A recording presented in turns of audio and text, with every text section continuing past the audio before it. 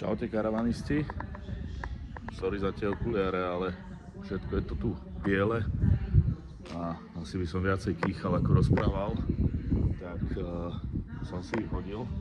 No, k téme. Tu máme Nisman Bischoff s nejakým plynovým rozvodom, alebo respektíve domontážou plniacich plynových fliaž, a tie fľaše sú v podstate pevne spojené plniacou hadicou, a tá plniaca hadica, respektíve v tomto prípade trúbka, je iba vtedy prípustná, keď sú pevne pripevnené fľaše ku karosérii vozidla, a to v tomto prípade nie je.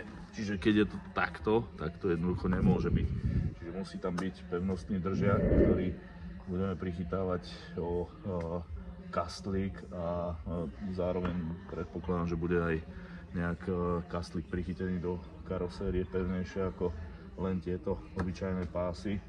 No a bude sa tu meniť aj tento rozvod plynových hadíc, nakoľko toto je ešte prípustné, len toto je také, že je to moc vyšponované a nie je to moc ideálne. Uvidíme, možno sa to podarí poukladať tak, aby to tam nebolo treba, ale možno tam budeme rozširovať ešte ten rozvod toho vysokého tlaku pred regulátorom, tak aby to bolo tak, jak to má byť.